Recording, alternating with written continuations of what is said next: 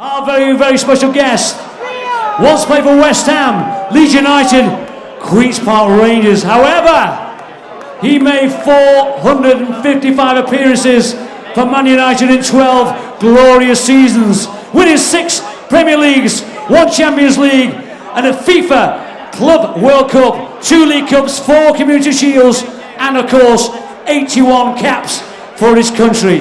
Ladies and gentlemen, stand up, meet and greet the legend that is Rio Ferdinand!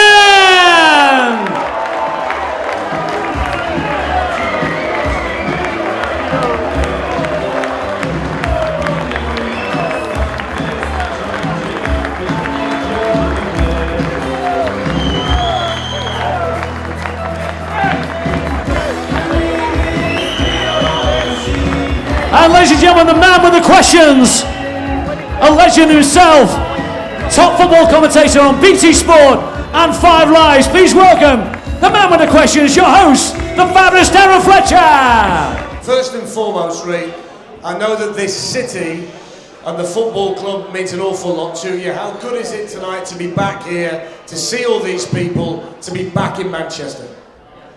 Yeah, it was lovely to be back. Lovely to be back. Thanks again for coming out.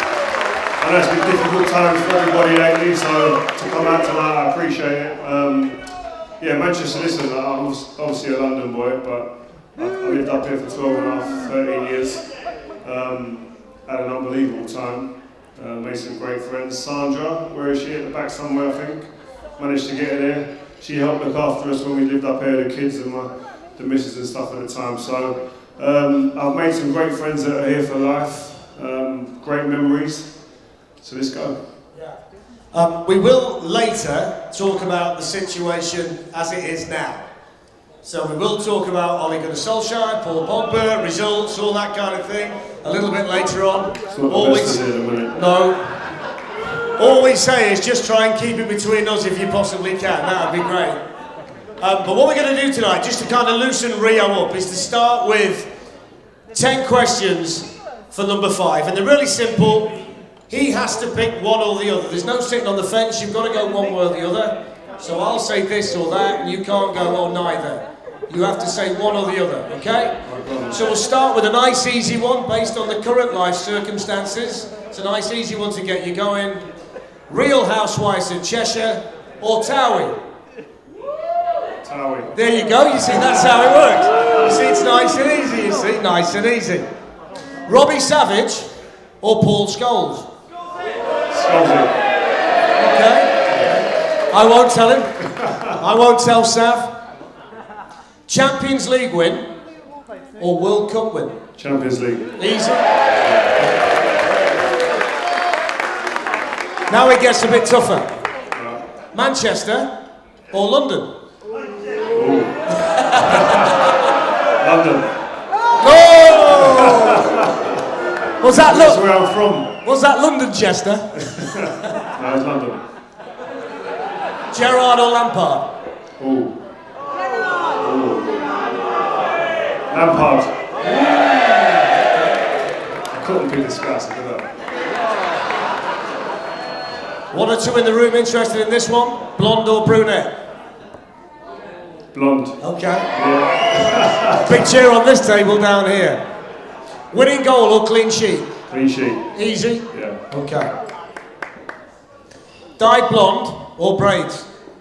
Ooh. No. I pulled more with blonde hair, so blonde hair. Okay. Yeah. Good. Messi or Ronaldo? Ronaldo.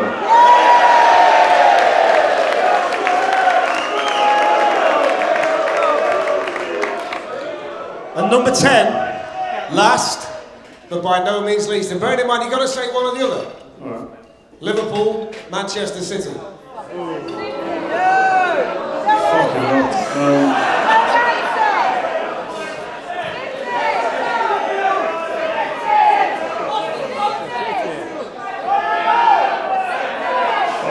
hell.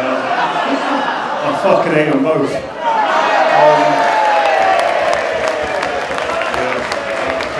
Gotta do one. I hate them.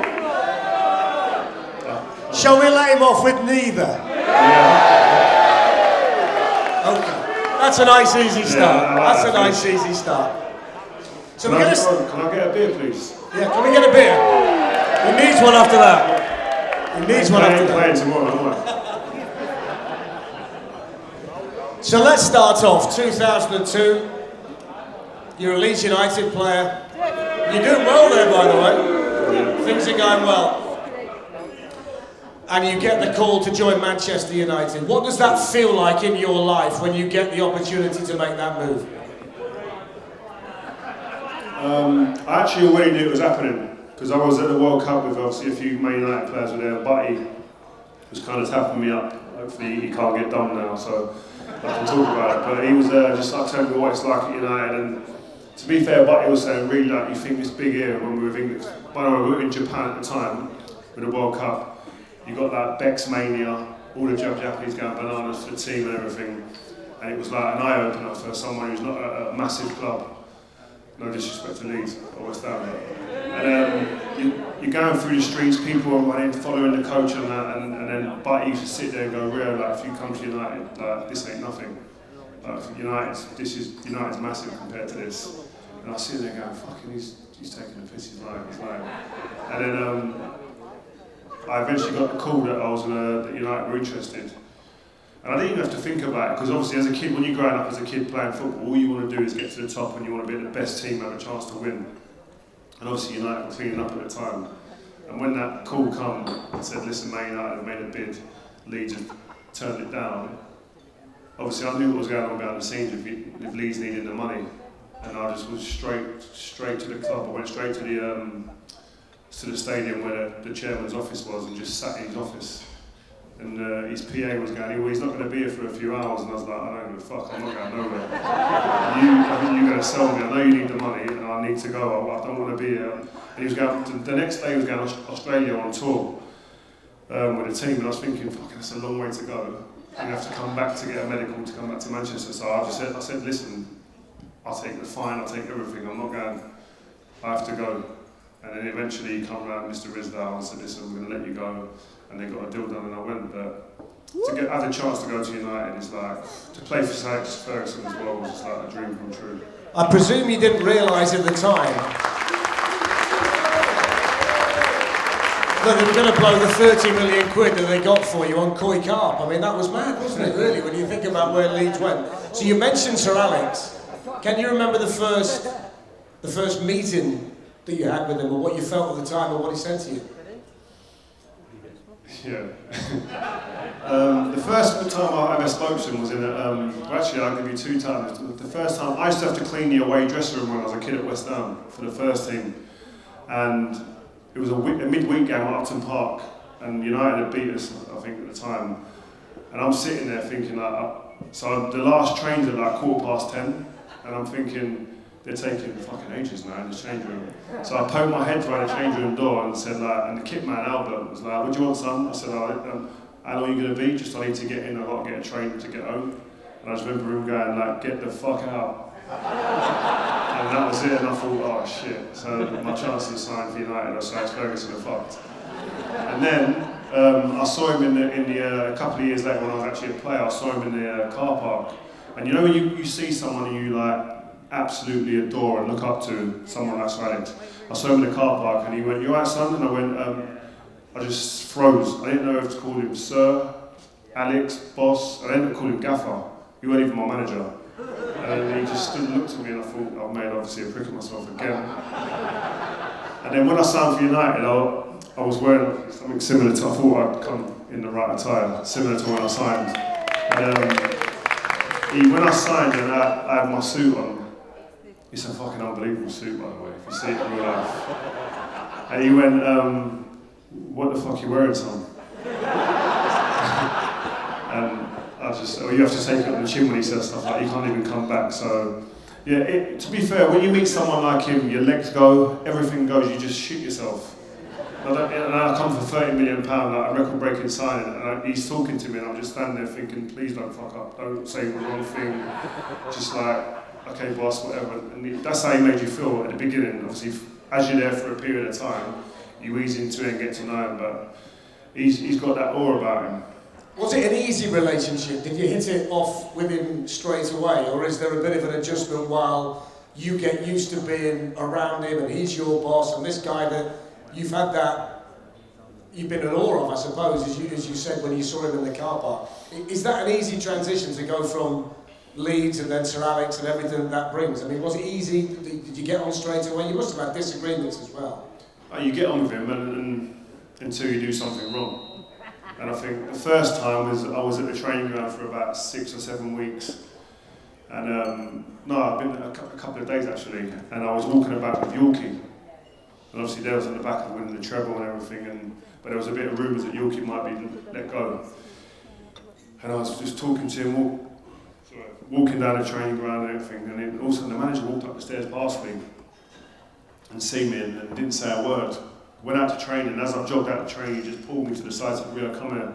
So I've gone over, he said, I saw you earlier walking around with Yorkie. I said, yeah, good lad, yeah. He went, well, if you want to stay at this club for a long period of time, you pick your friends wisely, because he won't be here for long. I went, all right, boss. I just like shuffled up to the pitch, and I was like, wow, just Roof, he just won you the treble a couple of years ago. He don't care. So obviously Yorkie got fucked off, didn't speak to him anymore, and he just carried on playing. But he was a ruthless character, but he just knew when to grab hold of you. And obviously Yorkie was obviously at the stage of his career where he was enjoying life a bit too much, and he just didn't want me to go down that road. So he kind of planted that little seed. See, I always think there's a big myth with managers like him, and I think people like Brian Clough were the same, that people kind of believe that they ruled with some kind of fear.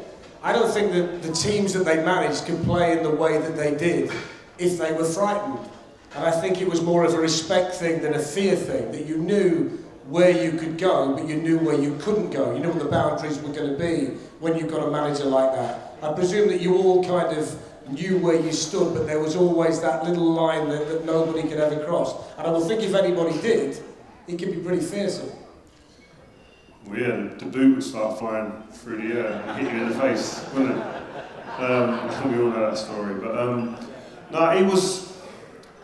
there was fear, I've got to be honest. Not fear that you looked at him when you were shaking in your boots, but if you didn't produce the goods, like you look at the team today and you look at the team back then, you knew that if you didn't put in a shift at half time, you were being put under it in front of the whole team. No matter you was someone like Giggsy, who played for him since he was a baby, to one of the biggest signings at the time. There was no prisoners, and it didn't matter. And normally, I'll be honest with you, it'd go for the biggest, most experienced players, because you knew if you hit one of them, not physically, but if you went to one of them and was on top of one of them, giving them grief, there will be others. It would just have a ripple effect throughout the squad, and you'd see a reaction. So, whereas today, I just don't feel that vibe's there at the moment. It's so different. Players feel like they can get away with it, not putting a shift in, and I don't feel it's the same at all.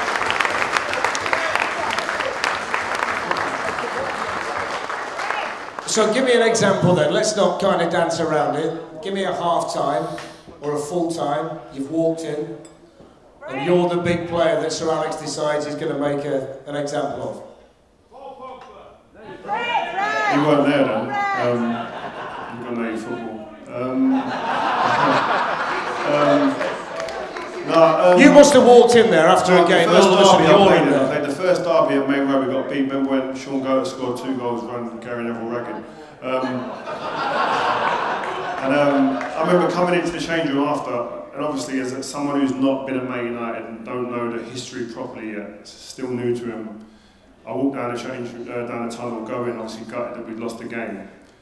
And then I remember the team come in, and the manager, he was just standing in the middle, just looking at his feet, and then he just turns around and says to someone, "Shut that fucking door now." And then your ears just prick up and you go like, "Whoa, what's happening?" And then Rude come in last, and Rude was carrying, he had no shirt on, he's obviously swapped shirts, got a City shirt in his hand. And the gaffer went fucking bananas. Says you ever, he's Rude at the time, no songs was being sung more than Rude's song. He was the main man, top goal scorer to the governor at the time. And the manager just drilled him. Anyone walk in this room with a fucking City shirt ever again, you will not play for this club. And like, I didn't know at the time what it meant, City versus Man United. Like in London, a rivalry like Arsenal, Chelsea, or Spurs, Arsenal, etc. Like they're rivalries, but up here it's different. It's so different. What was that dressing room like, the dynamic in there? Because I would think if you play for a team that's successful, as it was at that time, you've got big characters right the way through the team. Kind of take me through that dressing room from as you sit wherever you sit around that room. Give me the lowdown on the people in there with you. I mean, you walk in there and you look around straight away, you sit down. And my seat, funny enough, was in the middle of the changing room. So like, for instance, if it was, you'd walk in from there, and my seat was right there. It was a bit of a U shape, but sorry, the beer.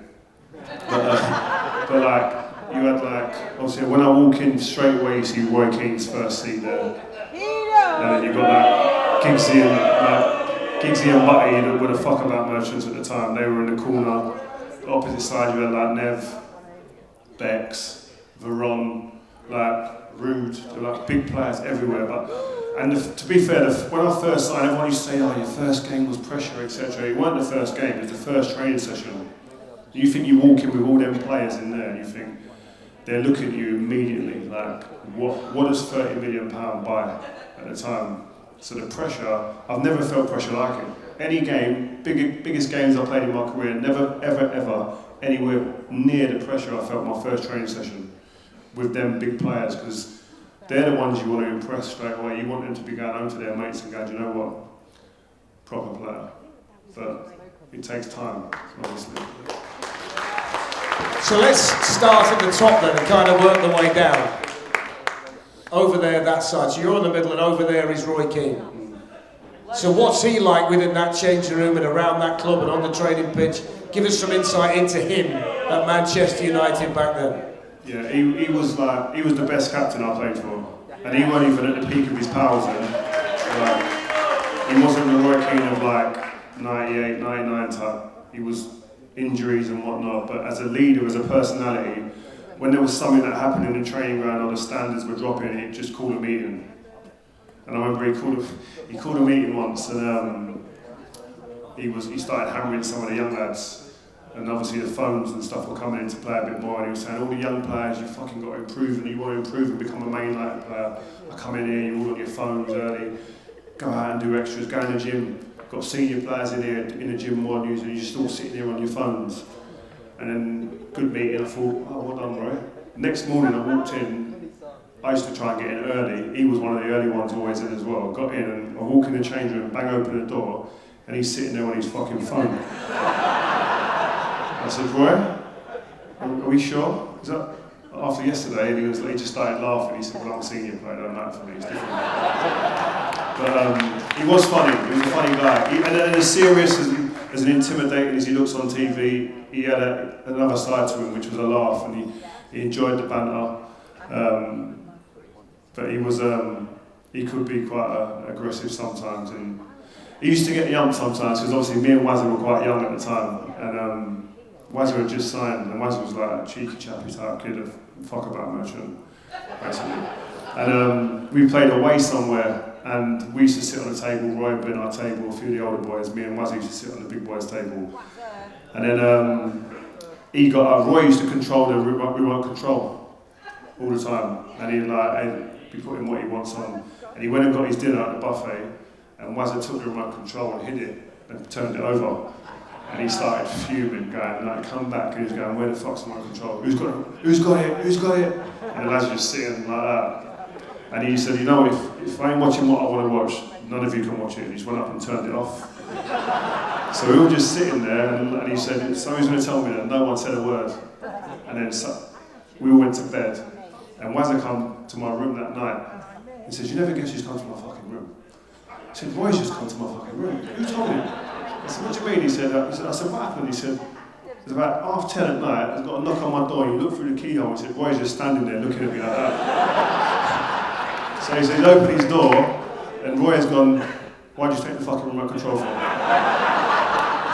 He said, Roy, I'm trying to go to sleep before a game. He said, don't give a fuck, don't do that ever again. And that was it.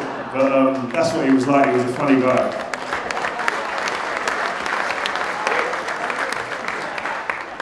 What can you tell us about that final meeting then, before he left? Oh, yeah. That should be a movie, seriously. Yeah. It was unbelievable. Yeah. One of the best days of my life. It was funny. No, Roy was obviously... We played Middlesbrough and we got beaten. We were really bad. And we used to have a programme on MUTV where a player would get designated to go up on the Monday and kind of dissect the game. And Roy had done it that day and destroyed everyone in the team. And to be fair to him, he'd say it to everyone's face. It's not like he was being snide or anything like that, but he was really like, he was saying, Pete, my mum would tackle better than him, and he went in.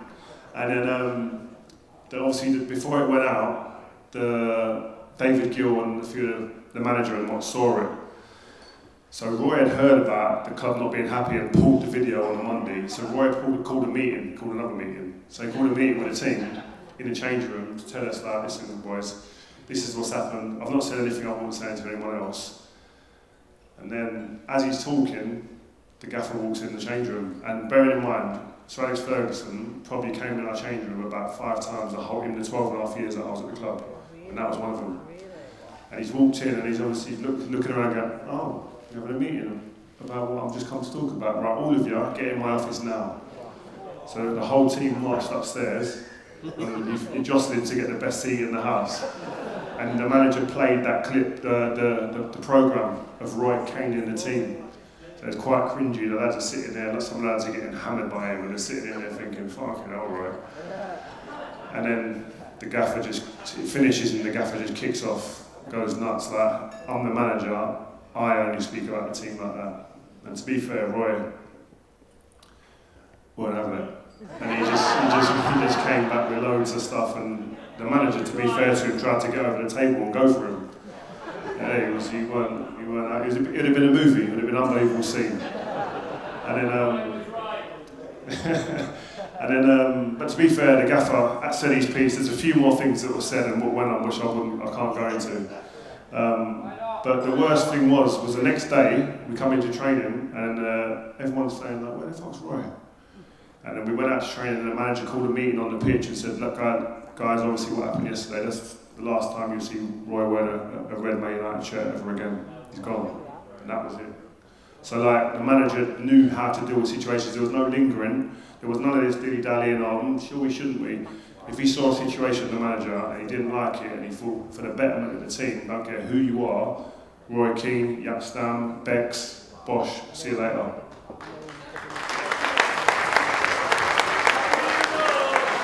I was going to ask you about that relationship, because you mentioned David Beckham and the boot flying across the changing room. You can tell us that one as well, that'd be great. But you know it already. Yeah, but that relationship seemed to take longer to disintegrate. The Roy Keane one seemed to kind of almost blow up overnight, and that was that. When you were in there and you saw the Beckham-Ferguson relationship, how did that change from when you arrived to when David left, and obviously include the boot flying across the changing room if you can in the middle? I don't know, it's weird. Like Bex is obviously he was a superstar at the time. He was the biggest player in the world, off the pitch and on the pitch, really. And the manager was trying to just manage that. The manager didn't want like someone who was just really standing out from the crowd. He wanted big players, but he wanted people to kind of have that kind of equal footing as well. And Bex just became, like, in terms of image, became a bit of a monster. And I just think the manager just didn't agree with some of the things that was going on off the pitch, maybe. Travelling back to London quite often, which the manager didn't agree with. And a few things happened off the pitch where there was a bit of a standoff of situations. And I think if the manager just feels that like, there's a distraction anywhere within the squad, like I said, if there's a distraction anywhere, whether it's on the pitch or off the pitch, if any of you read his book, I'm sure you have, he won't have it. Because he feels it's something that could disable the ambience, the environment that the team live and breathe in. So, and to be fair, history shows you that he's right, like, because it didn't mean we lost anymore or we stopped winning. Those players went on to have fantastic careers wherever they went elsewhere and continued their career, and Man United continued to grow. So it's difficult because he's one of your mates. You don't want to see one of your mates go, and the way that he went was, you'd prefer it to be a better way to leave the club. But you always sit there and think, what's best for the club? If the manager feels that and you trust him, you just go with it. So when the boot went across, was it a nice? Oh, come on. Do you know what? It's mad. Left or right? If anyone tried to hit a ball, I don't care who you are. Scholesy's the best striker of what I've ever seen. If Scholesy said I'm going to hit you with that boot from here to there, he couldn't do it. But the gaffer was just on fire that day. His technique was unreal, and the way he done it. And it was like slow mo. You know when you see in the videos, you go, bosh, and it was like, yeah, it was mad. But in the end, to be fair, the gaffer, he was gutted with it. To be fair, afterwards. What about the characters in there? The funny ones, the strange ones. I mean, they've got to be all different personalities in the room like that. Yeah. The double act, when I first signed for United, the double act was Giggsy and Butty. They were funny, man. They used to bully the Nevilles. Bully the Nevilles. Like walk down the corridor and go like that, and they shit themselves like 50 years against first year type vibes. But no, Giggsy and Butty they were quick. They were just real funny guys. They used to hammer anyone in the change room, especially like clothes and things like that. But they were good fun. To be fair, Giggsy was quite. I worked Giggsy out early because when I signed for United, I didn't realise that I knew United didn't like Liverpool, Liverpool didn't like United. I didn't know the extent. And one of my first weeks while I was there, I was injured in the pre-season games. I was out for 6 weeks. And I tried to go to every nightclub in the city at the time just to find out what it was like. And when I got through the clubs in Manchester, Giggsy went, do you know, I'm going to Liverpool for the weekend, do you fancy coming out in Liverpool? I went, oh fucking yeah, let's go see what's going on. So he said, meet me at this place, give me the address. I said, oh brilliant. He said, I'll be in there, I'll meet you in the back, there's a back room, come into the back room. So I pulled up, just kind of bar, pubby place, walked in, and got absolutely drilled by everyone in there. And I was just walking through thinking a bottle was going to hit me at some point. Like people, you can imagine what I was getting called on the way through. And I saw 2 security guards at his door on the way through, and I thought, that's where I've got to get to, that's got to be where Giggsy is. So I got through, got in there. Giggsy's got about 6 security guards in there. And he's sitting there, and I walked through, and I've come through like a fucking rainforest. I was like, all dishevelled. And I said, Giggsy, what the fuck was that? And he was just sitting there cracking up laughing, because he knew. And I was like, he's like, this is obviously Liverpool, you've got to come with security. I said, well, why don't you fucking tell me?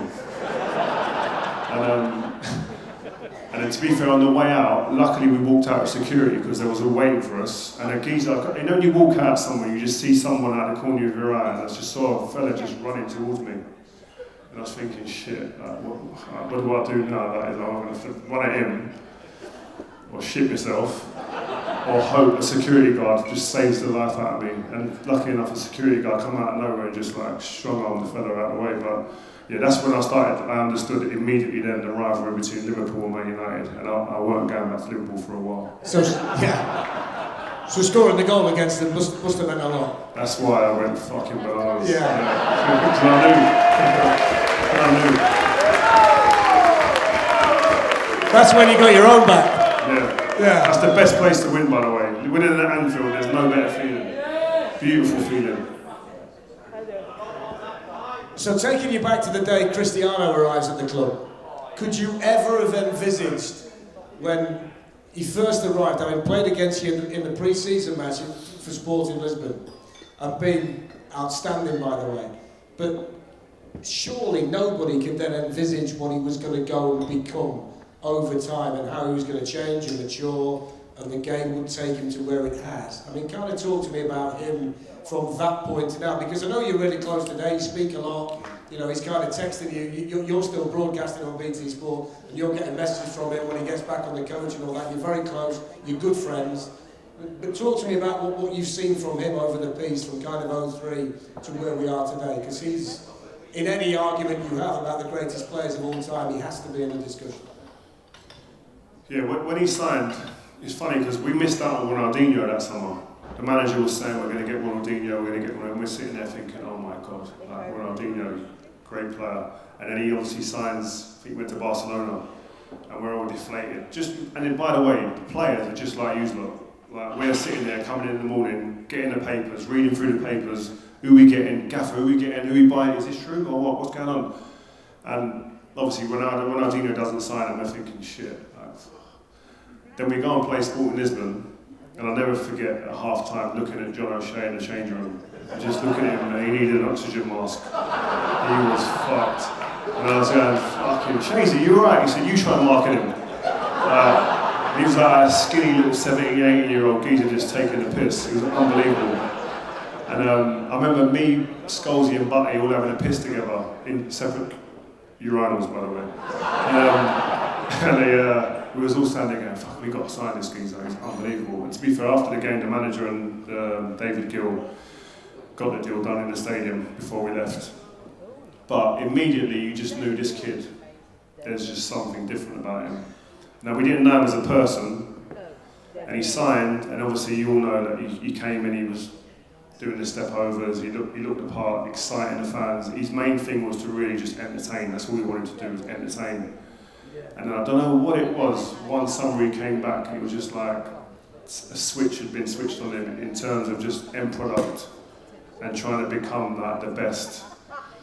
And I mean, to be fair, he's like, and people talk about him and think, oh, he's an ego and he's not a team player, he's very like insular and that. He is the most humble kind of team player you'd ever imagine in terms of being in the changing room, helps other people, don't mind taking a piss out of everyone, don't mind it being taken out of him. And we used to say in there, like, we used to be Quentin Fortune and like Wazza and Fletcher and that used to sit in there and go like you know, good player and that, but like, the real number 7's like George Best. People like Becks and stuff like that, they used to go, fuck off, I'll be the best, watch. He used to go mad. He used to take it personally, he used to go nuts. He used to go, yeah, but Becks is the best looking one and things like that. And he used to get he used to go mad, serious. And but something just happened, I don't know what it was. And I remember, I always tell this story about Gam, because he lived 2 doors from me. And I used to go next door sometimes and see him and whatnot. And one day I went in and there was just loads of people sitting around in the living room. And I said, Ronnie, who the fuck are these people? What's going on here? And he was like, no, that's my masseuse, that's my chef, that's my doctor. And just going through and I was thinking, wow. And at the time I thought, fuck, it costs a lot of money, what's going on? But he knew, he had a plan in his head, he was going to create a monster. And he went on and done that. And by the time he left, he was the best player in the world when he left. Like, he was unstoppable. And we knew, like, that's what pisses me off even now, even now, about you hear some of these people in the media talking about, oh, he don't work hard enough and that. And you think to yourself, for one, that weren't his game. Working hard ain't the thing that you talk about when you talk about Cristiano Ronaldo in terms of like pressing team. That's not his game. And when you talk about Harry Kane, Sergio Aguero, Messi, you don't talk about them when you talk about, oh, he don't work hard enough. It's what he does, he bangs the ball in the back of the net, the hardest thing to do in the game, more than anyone. So he's just a phenomenal player. And the best thing in terms of kids, his work ethic is second to none. Every day of his life he's dedicated to playing the game and becoming the best.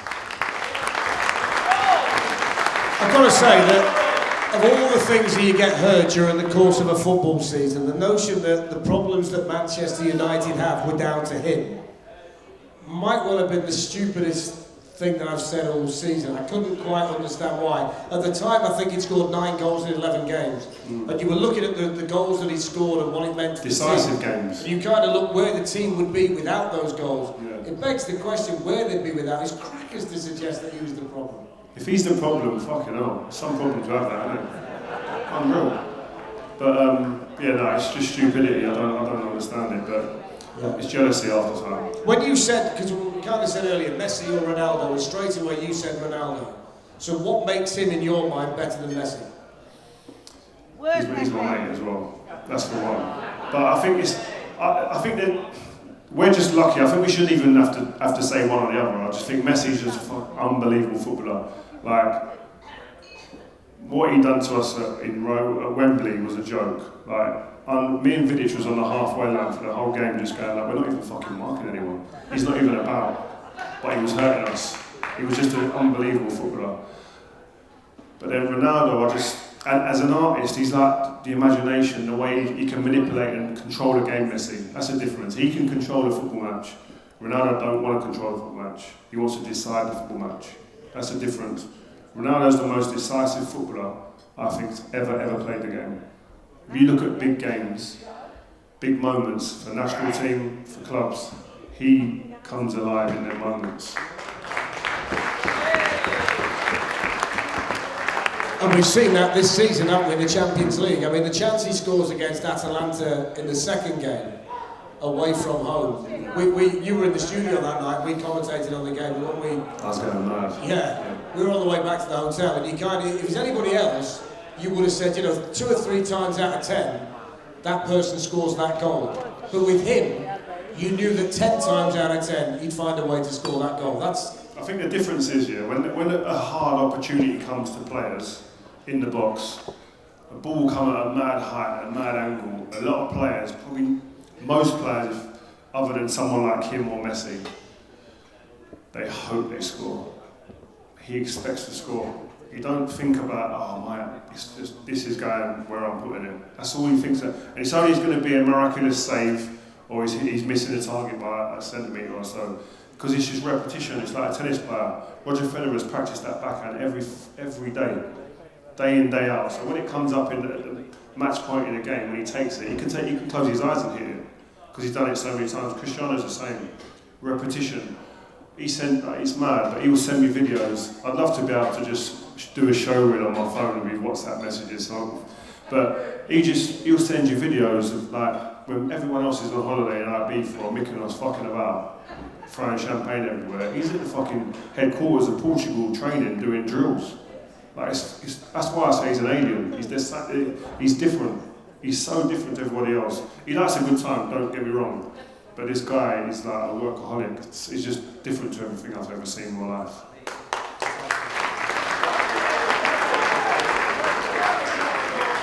So give us a bit more detail on marking Messi then, because we've spoken about this before.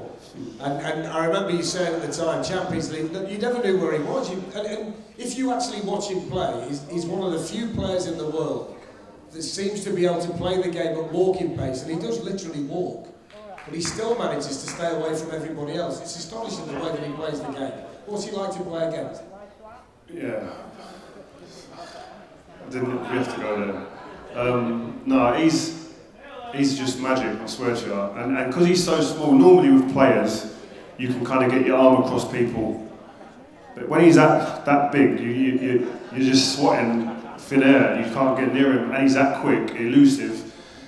But he's just, game intelligence is just of a different nature. I've never seen anything like it. And again, like me and Emmanuel are playing, and listen, centre backs, we like contact. If I can feel you, I know where you are, I'm comfortable.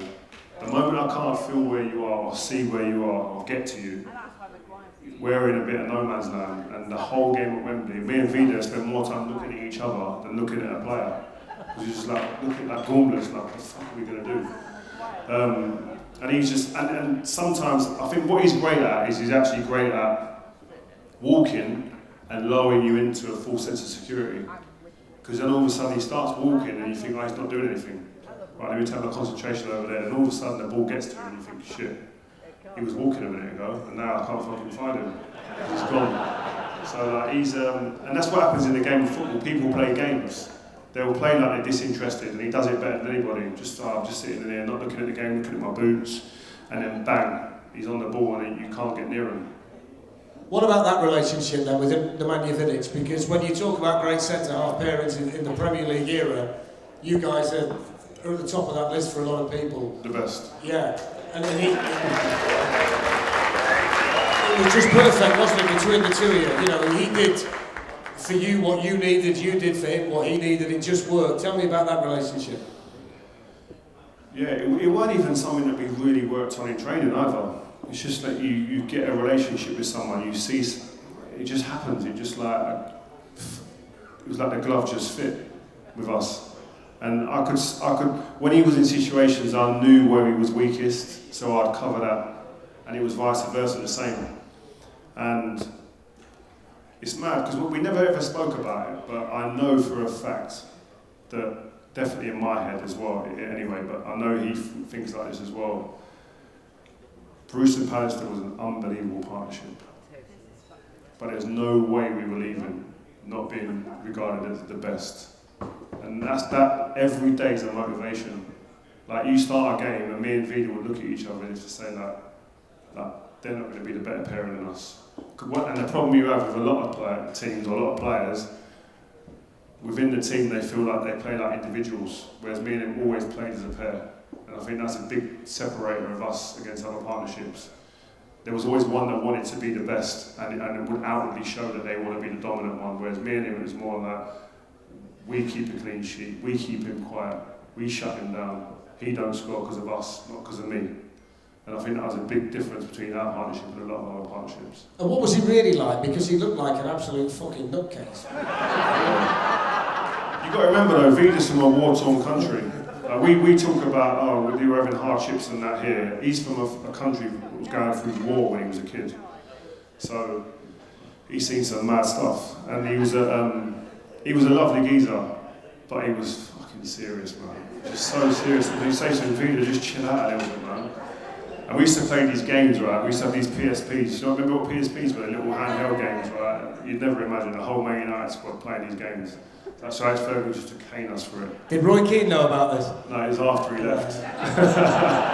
But like Giggsy and that used to go, what are they fucking doing? But it was part of the camaraderie of the team. I swear to you, what helped make our team knit together. You'd have like about 10 to 12 of us in the squad would be on these like 6 against 6. So you'd have 6 in one room, 6 in the other. And me and Vida was always on the same team. He used to flip. And some of the young lads wouldn't want to be on our team because if they weren't doing what he wanted, he would go nuts. And it's a war game. We're playing a war game. And he's like, he's been in war. This guy knows war. I mean, he was a serious guy and a really deep thinker. And if anytime you're talking about something, it was like you could see him just sitting there, just mulling it over. And other people would be talking, and he'd just be sitting there, and he'd just go talking his mad language, whatever. And you just think, fuck, this guy's not. And you come in some days and you just have the ump, and people would say hello to him, you just blank them.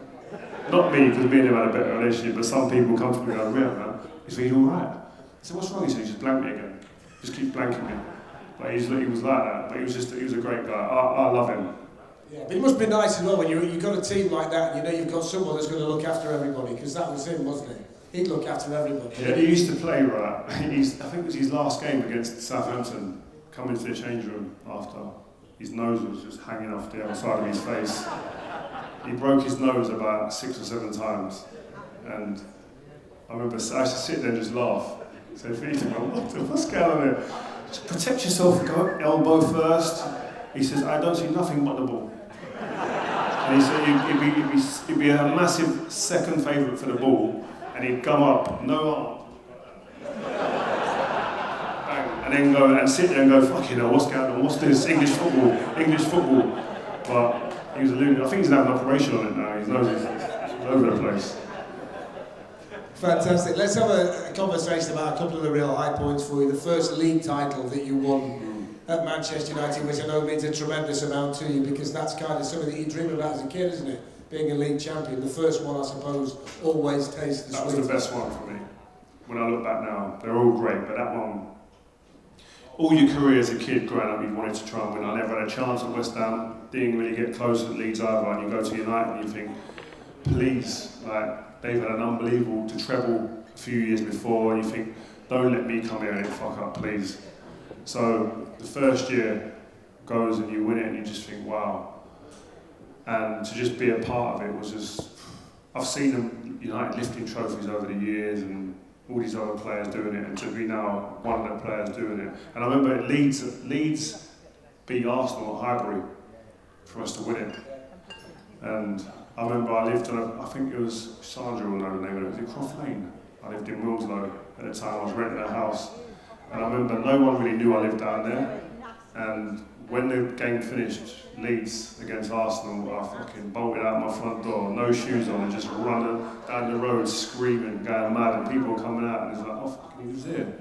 But I was going mad, my feet were ripped to shreds.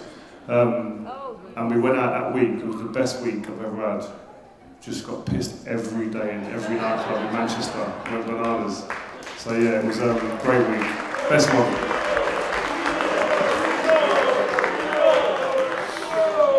And of course you go into a Champions League final as the captain. And it's a final that was so dramatic in the rain in Moscow. I think it was the early hours of the morning in Moscow by the time it finished, wasn't it? We were all watching it here. And of course it goes to the penalty shootout. It's hilarious when John Terry slips over. Couldn't happen to a nicer fella, really, could it? But I mean, that, when you kind of look back on that, I mean, that's kind of every boy's dream, isn't it? European Cup, Champions League, however you want to dress the competition up. To go out there as captain of Manchester United is unbelievable. That's the best night of my life as a football player. There's nothing that got close to walking out in Moscow, leading your team out like that, and to get over the line the way we did. I mean, you see the celebrations and how crazy we went. But the biggest thing, one of the biggest things that stands out that night was Sir Bobby Charlton at the bottom of the stairs. Obviously, the huge, iconic figure in the game for Man United, England, across the world, just comes up to me and just took his time out of his time and just pulled me and just like grabbed me and was going like, "Do you know what this means? Like where you're standing now, what you're about to do. Like, only a couple of people have done it." And it kind of just hit home. You know how big it is, but when someone like that standing there grabbing you and talking to you and you're thinking, shit. And I started welling up. I started crying because my mum was calling me. I could hear my mum trying to get over the things to get my attention, and I saw my mum, Sir Bobby Charlton, and I'm thinking, fucking hell. I started to almost cry. And I remember the manager video grabbed me like that and said, "Ferdy, not here." I went, "Yeah, you're right, man, you're right." And I got myself together, and then you go up, and it's just, it's a ridiculous feeling. If you could bottle that feeling and put it on the shelves, you'd clean up. Because it's just, you sit and dream as a kid and think, one day, please let me get my hands on like the League Cup, FA Cup maybe, or something, the Champions League. And bearing in mind, I got to the semi-final with Leeds and got bashed in the semi-final. Didn't do well in a couple of games with seasons with United, and you just think, are we ever going to get there? And then when we got there, but the pressure in that game, obviously because it's Chelsea as well, an English team, the pressure was just like crazy, because you're going to have to go to England, meet up after that, and to think that you're going to meet up and see like Frank, John Terry, Joe Cole, all these guys with the medal and gloating and that, I'd have fucking said, "I'm injured, I'm not going." But so when we won it, it was it was an amazing. It was actually the drunkest I've ever been in my whole life. Was it? After that? I've never been pissed like it in my life. Really? Mate, serious. Unreal. You deserve it though. Yeah. What were you like during penalties? Do you know I was actually next? Were you? I was next year, my legs had gone. So you know, there's a picture of like behind us, and it's all the lads holding on to each other like that as you do, you get together, you grab each other, and I don't know who's going up there, it must have been an Elka or whatever.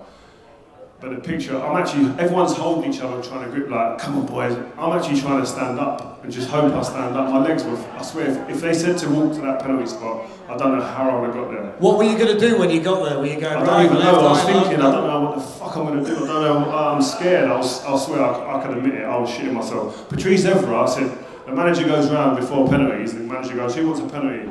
Patrice Evra put his hand and said, "Not me." He said, "Not me, boss." Honest. And I'm giving it big bollocks going, "Yeah, I'll take one," and thinking, fucking hell, please don't let it come to me. But Owen Hargreaves tells the story because he followed Cristiano, didn't he? Cristiano missed. Yeah. So Owen said he walked up thinking that one of the bankers has now missed. And he thinks, if I miss, we're fucked. And Ashley Cole's telling the goalkeeper where he's going to put it. He said, "Because you see me take all the penalties." Owen was an unbelievable. Owen Hargreaves he's underrated, man. He was an unreal player. Like, he could do two people's jobs. You know, you talk about Kante now. Owen Hargreaves was like a machine. We done when he signed, we didn't know how quick he was. He obviously played in Bayern Munich. We didn't know him personally or what he was physically, etc. We done all the testing, and he was the quickest player at the club when he signed. And like Wazza was going, "How the fuck's that possible? Someone's lying. I'm the quickest. That's a lie." He's going to all the sports stats people, the scientists, and that going, "He's got to do that again. Let him do it again." And Owen was like hands down the quickest at the club over like 5-10 yards. He was an animal. He said that because he'd been at Bayern Munich, in Germany, you want to be the person that has that opportunity, whereas in England, people want to try and not do it because they know what the penalties are. And he said when he walked up, he'd gone through this massive range of emotions as to what to do when he got there. And ultimately, by the time he put the ball down, he said that I'd worked out that my best was better than his best. So I was only going to do what I'd always done, put the ball in exactly the same spot and rely on the technique. And of course, he scores and he go on and win it. But he said that was all about the mindset that he'd learned at Bayern Munich, which is maybe different to an English player who would be in that position. I'm living evidence of that. I wish I'd known about that. But I didn't have to get to that, so it's alright. So come on, you mentioned Rooney a few times. Clearly a massive, massive character. I mean, wonderful player, great goal scorer. Got to be a one-off as well. Absolute one-off. I think Wazza, I think it's going to be years as they go on, then he'll be where we recognise where I think he should be. Because I don't think he gets the respect he deserves. When we travel around Europe, if you see the way the fans are of him around Europe, you go Italy, Spain, anywhere, he's like a god. Whereas here, I just feel that there's a little bit, I don't know what it is, not from Man United fans really, but from other fans, there's a little bit like, they don't respect him the way I feel he deserves to be. I used to go to the change room, I mean, he'd be in the tunnel sometimes against teams, and he'd be standing in the tunnel, and I'd look around, sometimes I'd just look at the players just to see who's on it and see who looks like they're tuned in. And sometimes you look at their team, and you used to stand there sometimes and you see some players, say you're Wazza and they're in the tunnel, and you see normally people just stand there like that. You see some people doing that, Wazza like that. Like, almost like as if to say like, he's fucking hell, was that him? Jesus. Like, because couldn't believe he's not as big in real life as you think. But he was just an aggressive little fucker he was. He was just like, he was aggressive, he just wanted to hurt people, especially in the early days. He had anger management issues. He was like game intelligence. His intelligence in a game was unbelievable. And what I loved about him is like, in a game he'd do something wrong, and me and him used to argue every single game, in training, in matches, always argue. I'd shout at him about something, but the thing was great about him, he'd always react in a positive way. He'd give you a bit back and snarl, and then he'd go and play like a 30-yard draw out wide, or he'd smash the ball in the back of the net, or he'd set someone up, or he'd smash someone in a tackle. He just reacted always in a positive way, and I just loved his energy like that, and everyone else fed off it. You could rely on him in the big moment, couldn't you? I remember the first game he played, the Champions League match, when he rolls up and gets the hat-trick and goes from there. I think it's a great point that you make, that he's England's all-time record goal scorer, he's Manchester United's all-time record goal scorer, and still there are people out there that don't really believe, that don't kind of say, I don't quite know what else he was supposed to do. If Wayne Rooney's playing today, these players can't look at him. Yeah. No chance. The players in this league, they're great players, no disrespect. But what Rooney was doing in them days, he was charging back, smashing people in the right back area, then running forward and setting someone up, putting him in on goal. He had guile, he had everything. He could score goals, he could unlock defences that were giving us a bit of grief. He'd done everything. I just feel that it frustrates me when I see people talk about great players and then Wazza's name comes up 6th, 7th, 8th or 9th, and I'm thinking, hold on a minute. He had centre halves, big centre halves trembling in tunnels. We talk a lot these days about front threes, don't we? The front threes in vogue. We talk about Liverpool's front three and this and that and the other front three. Do you think that front three gets the credit that it should get? Tevez, Rooney, Ronaldo. That's got to be, it has to be, whether it's individually or collectively, the best front three that we've seen in the Premier League, doesn't it? Yeah, I don't think another front three comes close to that. I've got to be honest. I don't care what Liverpool do right now or whatever. It don't come close to that. Like every one of them players, what they give you in a season. Like Tevez, you can say what you want about him going to City, etc. But at United, he was a fucking animal. He was one of the worst trainers I've ever seen. But he didn't want to train well. He didn't want to train hard. He was preserving energy. And you get him in a game, I would have hated to play against him. He was a nightmare. And he'd come on, he'd change the tempo of the game. He scored some massive goals when we won the league, like Blackburn away, hard place to go, Spurs away late on. He scored Liverpool away, massive goals when we went on to win things. And it was a shame really that he left in the way he did. I remember when he left, he didn't want to leave United, but he thought the club took a liberty in not giving him the contract when they should have. They were late to the table because they thought, I think they were going to get someone else, and then when they realised they couldn't get someone else, they went back to him. And the kid that he is, the background he's from, he don't take disrespect like that. And I remember David Gill called me, I was away in Morocco on holiday, and he called me and said, Rio, speak to Carlos, can you get him to come and sign? I knew his agent quite well, so I rang his agent and said, listen, Kia, come and get Carlos to sign. Come on. He said, Rio, he's gone. I said, come on, man. Let me get on the phone to him. He said, Rio, it doesn't matter what you say, what I say, anyone says. He's been disrespected. He will not turn back. Doesn't matter. He'd rather go and play for a shit club or a lesser club than play for United on that basis. And I respect that, man, because it's the way it is. It is, it's the way it is. Before we talk about Manchester United today, what about your future then? Because you're a very well respected television pundit now. We work together at BT Sport. You're enjoying what you're doing. There was some discussion not that long ago about you becoming the technical director at Manchester United. I think there were conversations about that. You've seen Steven Gerrard and Frank Lampard, two of your teammates with England, go and be managers. Steven's gone to Villa this week and Frank's turned down Chelsea today. Norwich, sorry, Chelsea. Well, they probably would turn down Chelsea as well after what they did to him.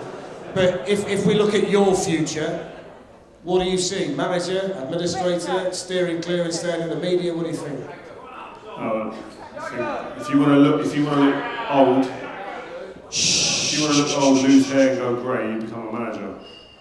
And I ain't looking to do that. I think, listen, seriously, my things happened in my personal life that kind of changed me wanting to go down that road as being a manager forever, to be honest with you. So obviously I've got 4 kids, and I think when you're a manager, no matter how hard you try, you probably aren't going to be the dad that you want to be, because all your heart and soul goes into being in the club. So that kind of takes it out of it for me.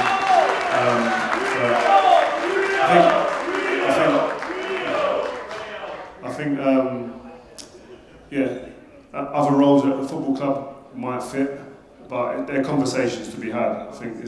I love football, I love talking about football. I sit at home with my mates or in a pub with my mates talking football anyway. I'm just lucky I get paid to do it on TV in a studio, which is good. But going to a club and being at a football club, if the right situation came about, it's definitely a conversation to have. Did you speak to United about a role there?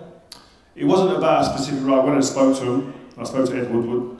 There weren't a role specifically spoken about. It was just a general chat and nothing really came of it.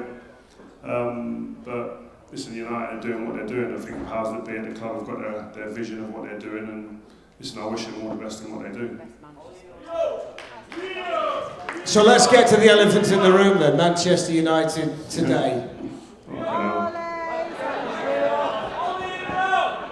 So at the moment, Ollie's at the wheel. Where would you be with that? So if you look at Manchester United now, what do they need to do? Listen, I don't think there's one thing you can just pinpoint and go, that's the problem, that's the issue. I think it's when you... Guys, let's hear Rio's opinion. We can get your opinion a little bit later on, but I think the people in the room would like to hear what he's going to say if we can do that. I don't think there's one thing. I couldn't sit here, and I don't think there's anybody who could sit here and go, you know what, that's the issue there. That's the one issue. I think it's an accumulation of many things. Would you keep him as the manager? No. Well, I spoke already on my YouTube channel this week, just saying that, listen, what's going on with the team, how the team are playing. Well played. The way the team's played and not being able to see a true identity of the team. I go to a game at the moment not knowing what I'm going to see, what formation they're going to play. And the intensity is the biggest thing for me. I think I've always said this, if the intensity and people ain't coming off the pitch where they've absolutely hurt themselves in every situation to get over the line for the team, there must be no fear or for the repercussions that happen in the change room when you get in there, whether it's from the players or from the manager. And you get called out and say, oh, hold on a minute, are you taking a piss? And then some. Whereas I don't know if that happens. It don't feel like it because people don't seem bothered in that sense. I'm not going to run and sprint out to them because there ain't no one going to be breathing down my neck when I get in the change room or even in the game. So, and listen, and you can sit here and say, oh, he's my mate and everything. Yeah, he was my teammate, but I can't sit there and go, I don't think that player's good enough for the club. But then I don't say it about the manager. If you're going to say it about one, you've got to say it about the other. What about the situation with Paul Pogba? Because that's a fragile one as well. The contract's about to run out in the summer. Well, that's that issue there for me. I just feel the club's wrong. To allow a player of his stature to get to that stage, the club's mistake to allow that. Either you sign with 2 years or 18 months left or go. There's no in between. You shouldn't be able to run it down to this point where you've spent £90 million on a player and he could potentially walk out for nothing. I don't understand how you get to that. So, and if I put myself in Paul Pogba's shoes, I'll do what he's doing now. I'd sit there and I'd wait and see what my options are. Who's going to be the manager? What players are we going to bring in? I'll be sitting there saying that. Regardless of how you think Paul Pogba's played, he's been allowed to get into this situation where he holds the cards now. There's a guy in the back keeps asking about Donny van der Beek, so I better ask you about him because then he might be quiet at the back. The fella wants to know about Donny van der Beek at the back. So Rio, so we get a bit of quiet from that table, the gentleman over there. Tell me your thoughts on Donny van der Beek, then we can move it on. I don't know. He ain't really had many chances, but when he has played, has he really like, produced the goods? So I think he's a fantastic player. The debate is he a Man United player? When I watched him at Ajax, I thought, fucking, he's a good player, this kid. He can play. Done it on the Champions League stage, done stuff in the Dutch league, he can play football. But does he suit the way Man United play? I don't think he's been given an opportunity to show us if he can be that guy. So if you look at him now then, if I was to say to you, listen, there's a blank piece of paper. What do you need to do here to get Manchester United looking a lot more like Manchester United again? What would be the main things that you would look at to alter, to change, to develop? Would it be recruitment? Would it be the manager? What would it be? Because this is kind of a far-reaching situation that they have. Yeah, I just think you start. I don't care what anyone says. You can talk about formations, you can talk about recruitment of players. Sir Alex Ferguson used to say, and it's not, I don't like keep going back to that era, but Sir Alex Ferguson used to always say he took great pride of going into the manager's office after a game, home or away, sharing a glass of wine with the opposition manager, and he'd go, do you know what? Your team work like a fucking second division team. They don't have to work hard, do that. They're superstars, but they fucking work hard. That's what I want to see at Man United before anything. Graft. And then all the other stuff follows on. Then you can talk about tactics, then you can talk about the foundations of the team, the structure of the team, which I think needs addressing, but there's a starting point of not enjoying getting beat, not enjoying losing out in a duel, not enjoying someone crossing the ball. You should be taking that personal. If someone's got a shot off in the box against me or Vida, it's personal. You think I'm shit, I look shit now. Like, it should be personal. You should, like, in training that should be the case. We had more arguments at training than anywhere else. Arguments, fights, people scuffling, pulled apart. Because it's at training, because people took getting beat in training. But if I got beat in training, it'd fuck my day up. I'd go home and I wouldn't want to talk to no one. I'd just go home. But I don't know, I don't feel that right now.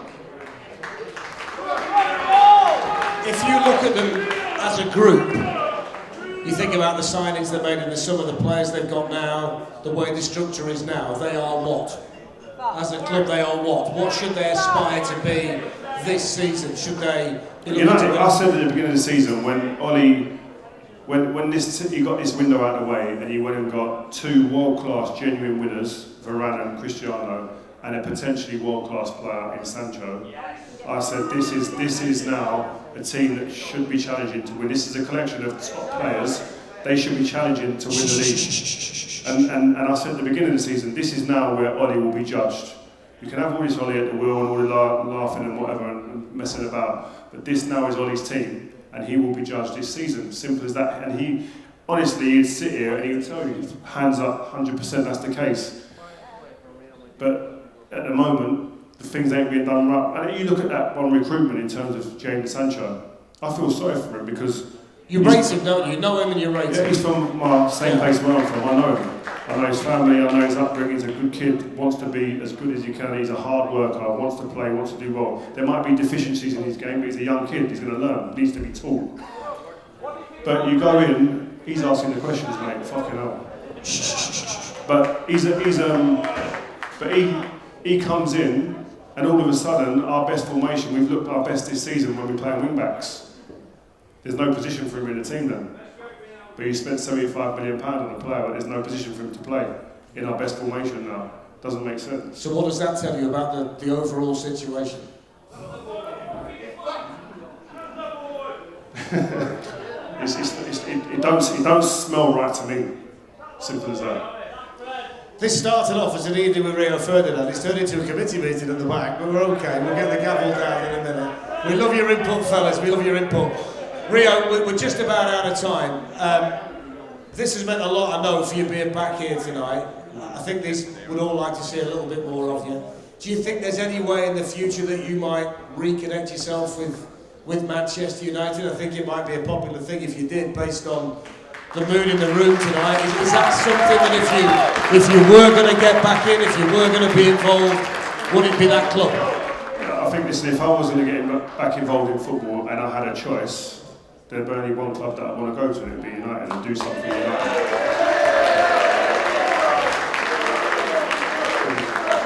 Are you taking questions from the floor? I don't think we are. I think we're having the from the back already. You might take a couple from the floor. The guy down here has had his hand up for a while. Would you like to ask Ray?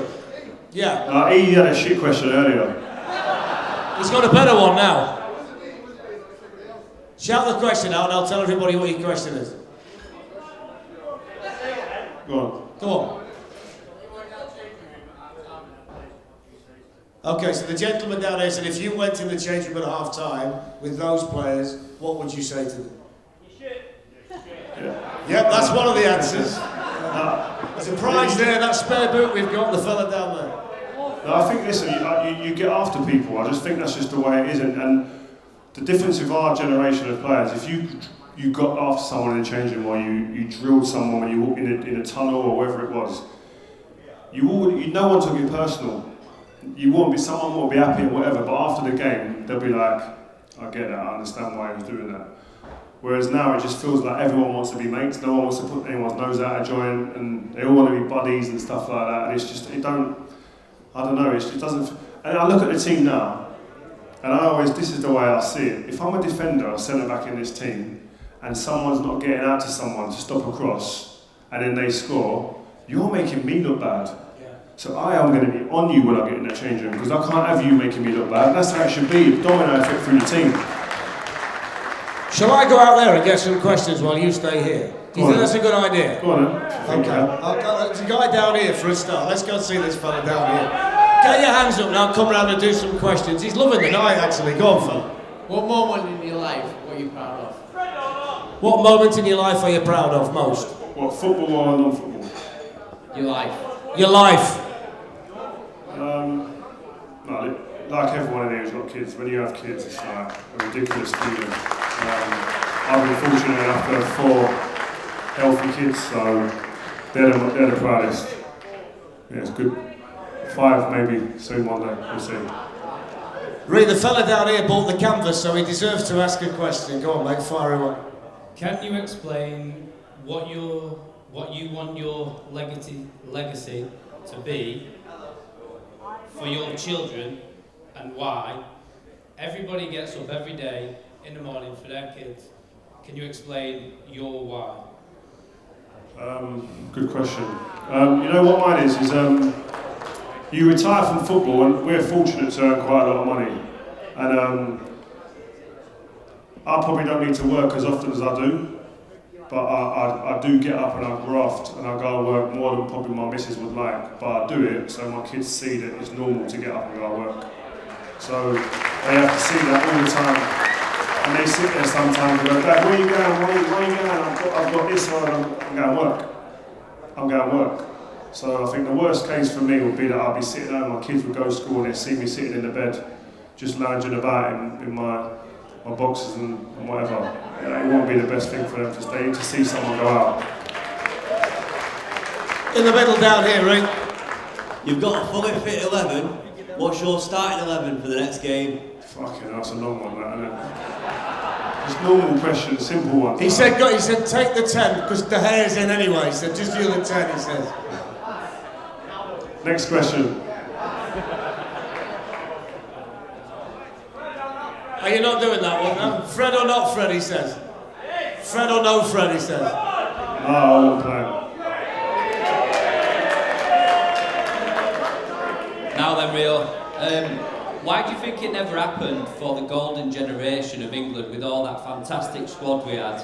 What is your opinion on why it never worked? There's a couple of things. I think firstly, I think the players. I think we were just like at each other really. We used to go and be friendly, but I didn't really like Stevie. I didn't really like Carra. I didn't really like some of the Chelsea players. When it was Arsenal, I didn't like some of their players. And I think that was always the case. There was always the underlying. There was an underbelly of like dislike for each other, where it would be fake and people would shake hands and it wouldn't be really real. So that held us back in one sense. But I thought the managers who had us as well probably weren't up to scratch either in terms of picking the right players and for the right teams. Going to take two more, here and here. This one's a good one.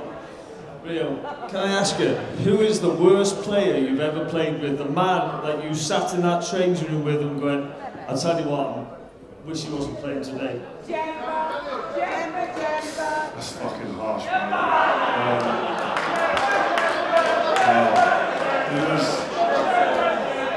I can't do that to my teammates, man. That's harsh. I can't, that's liberties.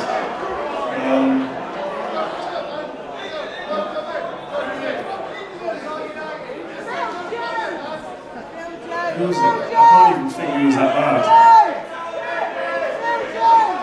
I can't think seriously. I've got to sit on the fence with that one. Right, steady. You never sit on the fence. I can't hammer one of my teammates like that. That's a liberty. What about, I'll tell you what then, what about the worst player you played against? We've had a few Robbie Savage suggestions down here. Yeah, Sav thought he was better than he was. He's a good lad though, Sav. He is. One down here, Rick. Right, Rio, if you take away your bias with West Ham, Leeds and Manchester United, if you could pick a team to play with in the league at this present day, which team would you pick to play with? Say again, sorry, I didn't begin. So what he's saying is if you could get rid of, like you played for Leeds, played for West Ham, played for United, forget those three, if you could pick a team now, who would it be to play for? United, yeah. United, it wouldn't be a question. I did tell him that, but he wouldn't have it. Does Paul Scholes suck toes? I think it's evident that he does, isn't it? It's I've developing. never seen that before, to be fair. It's developing into one of those I nights. must say Scholesy is the best player I've ever played with. Is he really? Oh, mate. Like, Cristiano's Cristiano, but like, in terms of like, natural footballer, you've never seen anything like Scholesy. Last one, Ray, down at the front here. Rio, you're a United legend, obviously, but who's your all-time favourite United legend at all time? Scholesy. Scholesy, he's the man. When people say who's the best man, Scholesy was just like what he does. He shouldn't be what he is. He's slow, he's small, he's not strong. Like everything's against him. He's ginger. Everything's against him for being the player he was, right? And then you'd get out. If you saw Scholesy in a shop in like I don't know, where the frozen food is in Tesco's, you would not go, he can play football. You'd go, if someone said to you, I'll go 1v1 against you, or play 2v2, go on 11-a-side pitch and I'll dominate you.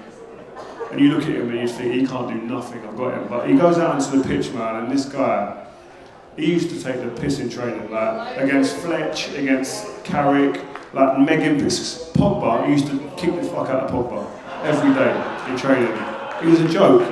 Like, and then and you look at all the other players you played against: Thierry Henry, Vieira, Zidane, Xavi, etc. Iniesta. They say Scholesy was the god.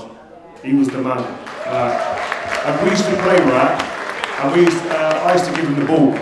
So it's a good example of how good he is compared to everyone else. And I've never really done this with anyone else, where I'd play him the ball, and he'd be facing me, and the game's behind him, and I'd just shout like, "Giggsy's wide," and he'd just take a touch, not even look, and just go bang. Or I'd go like Bex or Ronaldo, Nani, whoever it was. He just wouldn't look, and he used to have some. Bobby Zamora is a good example. He'd hit a ball and he'd just fade it round someone, and it'd get to where it's going. And then Bobby would look back at me and go, "Fucking hell, Ree, you see that? Oh, what player." But there weren't no one else that you saw players, opposition players, turn around and go, "Jesus Christ, what's going on here?" Some might get close to him, but he was an amazing player. And we used to score goals, and if anyone used to watch, I used to be one of the first there to celebrate. I don't know how, if you haven't been to the pitch, I used to sprint. I'd see it early, and I'd go. And I'd get there, and Scholesy would normally have done something in the move. It could be the 5th pass before the goal, his story score. And I'd get there, and I swear to you, if you ask him, he'll tell you I'm not lying. I'd go, "Scholesy, thanks. Thanks for letting me play with you, man." That's how I used to feel with him. I used to say, "Thanks for letting me be a part of this team with you," because he was that good. There's one person I will ask you about before we finish. And I should have mentioned it earlier when we're going around the dressing room. Gary Neville as a player to Gary Neville now. Still talks too much.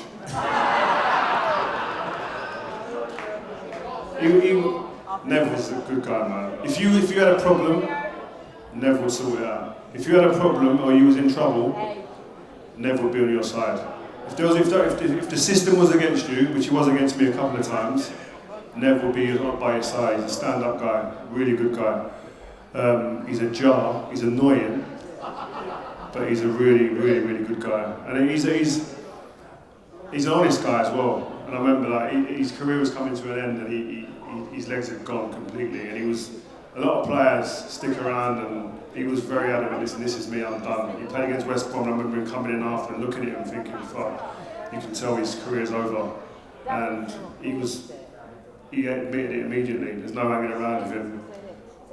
No trying to like, pull the ball over anyone's eyes. And I got in trouble with the FA a few times, and there's some players who I thought were mates and would just stick by you and, you know what, stand by you in situations like that. And then there's some people, I never considered Gary Neville one of my close mates, but when the shit hit the fan, he was there. So I always respect him and appreciate him in that sense. Fantastic.